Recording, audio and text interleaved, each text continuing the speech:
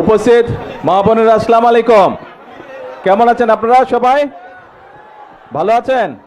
আচ্ছা, এখন মা বোনেরা, এই যে আপনাদের এখানে 600-র মতন পরিবার ফ্যামিলি কার্ড পেয়েছে।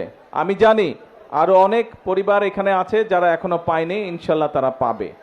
আমরা নির্বাচনের আগে আমরা বলেছিলাম এই দেশের মানুষকে যে বিএনপি সরকার গঠন করতে পারলে আমরা অনেকগুলো কাজ করতে চাই মানুষের জন্য এবং দেশের জন্য।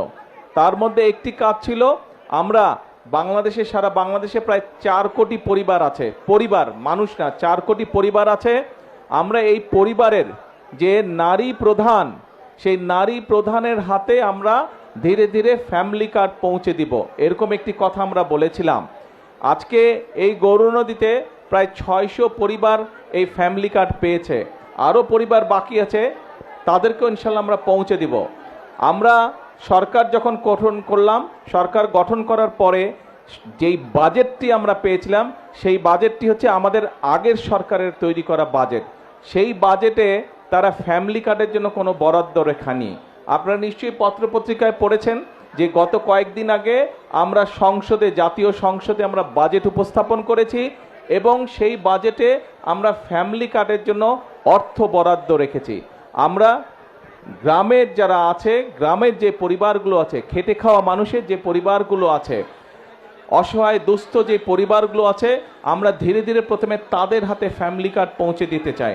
এবং আমরা এই বছর, আগামী 1 বছরের জন্য যে বাজেট আমরা বরাদ্দ রেখেছি ফ্যামিলি কার্ডের, সেই বাজেটের উপরে ভিত্তি করে আগামী 1 বছরের মধ্যে সারা বাংলাদেশে আমরা 41 লক্ষ পরিবারের কাছে আমরা ফ্যামিলি কার্ড পৌঁছে দেব ইনশাআল্লাহ। সেই হিসাবে এটা আগামী বছর, তারপরে আরো 4 বছর থাকবে। এইভাবে আগামী 5 বছরে ধীরে ধীরে সকল পরিবারের কাছে আমরা যাওয়ার চেষ্টা করব ইনশাআল্লাহ। তো আগামী 1 বছরে যে সারা বাংলাদেশে, আগামী জুন পর্যন্ত সারা বাংলাদেশে আমরা 41 লক্ষ পরিবার দিব, পরিবারের হাতে ফ্যামিলি কার্ড পৌঁছে দিব। সেই হিসেবে প্রত্যেকটি উপজেলায় গড়ে প্রায় 7,000 পরিবারের কাছে, প্রত্যেকটি, সারা বাংলাদেশের প্রত্যেকটি উপজেলায় আমরা 7,000 পরিবারের কাছে গড়ে আমরা ফ্যামিলি কার্ড পৌঁছে দিব। তখন ইনশাল্লাহ আগামী বছরের মধ্যে আপনাদের এইবার যেরকম 600 পরিবার পেয়েছেন, ইনশাল্লাহ আরও কয়েক হাজার পরিবার আপনারা ফ্যামিলি কার্ডের আওতাভুক্ত হবেন। আমাদের ফ্যামিলি কার্ড করার উদ্দেশ্য কী ছিল? এই যে আমি আসার সময় দেখলাম অনেকগুলো স্কুলের বাচ্চা মেয়ে দাঁড়িয়েছিল। আমরা যেটা মনে করি, আমরা বিএনপি যেটা মনে করি, যে এই যে আমাদের বাংলাদেশ, এই বাংলাদেশকে যদি সামনের দিকে এগিয়ে নিয়ে যেতে হয়, তাহলে পুরুষের পাশাপাশি নারীদেরকেও শিক্ষা এবং একই সাথে অর্থনৈতিকভাবে আমাদের স্বাবলম্বী করতে হবে। আপনাদের নিশ্চয়ই অনেকের মনে আছে, দেশনেত্রী বেগম খালেদা জিয়ার সময় দেশনেত্রী বেগম খালেদা জিয়া মেয়েদের শিক্ষার জন্য ক্লাস 1 থেকে ইন্টারমিডিয়েট পর্যন্ত উনি ফ্রি করে দিয়েছিলেন, শিক্ষা ব্যবস্থা ফ্রি করে দিয়েছিলেন। আমরা সিদ্ধান্ত করেছি যে এবার মহিলাদেরকে, নারীদেরকে আমরা স্বাবলম্বী করার জন্য, অর্থনৈতিকভাবে এবং শিক্ষাগত যোগ্যতার ভিত্তিতে স্বাবলম্বী করার জন্য খালেদা জিয়া ইন্টারমিডিয়েট পর্যন্ত ফ্রি করেছিলেন, বাকি একদম অনার্স পর্যন্ত, স্নাতক পর্যন্ত এবার ইনশাল্লাহ আমরা ফ্রি করব মেয়েদের জন্য, নারীদের শিক্ষার জন্য। নারীদের শিক্ষা ব্যবস্থা আমরা স্নাতক পর্যন্ত বা ডিগ্রি পর্যন্ত, আমরা স্নাতক পর্যন্ত, অনার্স পর্যন্ত আমরা ফ্রি করব।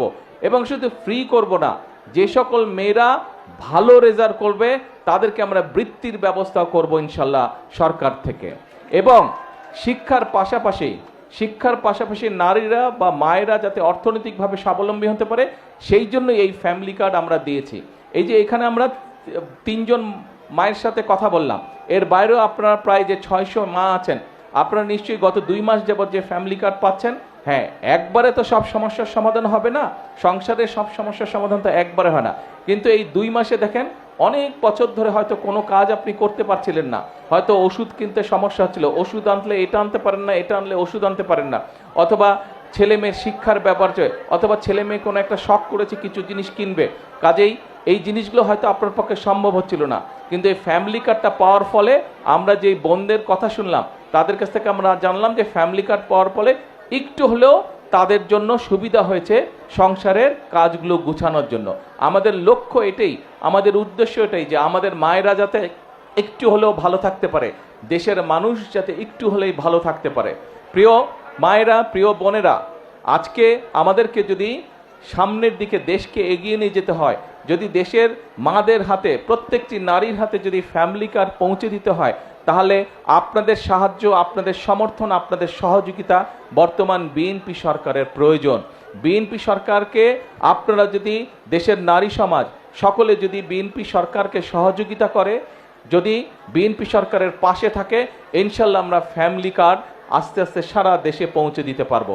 এবং আমরা দৃঢ়ভাবে বিশ্বাস করি যে ফ্যামিলি কার্ডের মাধ্যমে আমরা সমাজে আমরা একটি বিরাট পরিবর্তন করতে সক্ষম হব ইনশাল্লাহ। কারণ ধীরে ধীরে শিক্ষার আলোয় আলোকিত হবে আমাদের নারীরা, একই সাথে অর্থনৈতিকভাবেও তারা ধীরে ধীরে শক্তিশালী হবে। আমরা একটি কথা বলি যে আমরা করব কাজ, গর্ব দেশ, সবার জন্য, সবার আগে যেমন বাংলাদেশ বলি, একই কথা আমরা বলি সবার জন্য বাংলাদেশ। আমরা বলি করব কাজ, গর্ব দেশ, সবার আগে বাংলাদেশ। করব কাজ, গর্ব দেশ, সবার জন্য বাংলাদেশ। সবাই যাতে এই বাংলাদেশে আমরা আগামী দিনে একটু ভালো থাকতে পারি, সবাই যাতে আমরা বাংলাদেশে একটু ভালোভাবে চলতে পারি, সেটাই হচ্ছে বর্তমান সরকারের রাজনীতি, সেটাই হচ্ছে আমাদের লক্ষ্য, সেটাই হচ্ছে আমাদের উদ্দেশ্য। আমরা দেশে সকলকে শান্তিতে নিয়ে চলতে চাই, দেশে আমরা সকল ধর্মের মানুষকে একসাথে নিয়ে শান্তিতে আমরা চলতে চাই। আমরা যদি ধৈর্যশীল হই, আমরা সকলে যদি ধৈর্য সহকারে চলি, দাঁড়াও না ভাই, যারা স্লোগান দিচ্ছ, এই ছেলেপেলেগুলা খুব ডিস্টার্ব করে। আমরা যদি সকলে মিলে ধৈর্য সহকারে চলি, তাহলে আমরা আমাদের এই দেশটাকে আমাদের প্রত্যাশিত দেশ হিসেবে গড়ে তুলতে পারবো। আমরা মুসলমান হই, আমরা হিন্দু হই, আমরা বৌদ্ধ হই, খ্রিস্টান হই, আমাদের হাজার বছরের ঐতিহ্য হচ্ছে সকল ধর্মের মানুষ এই দেশে আমরা শান্তিতে বসবাস করেছি অতীতে।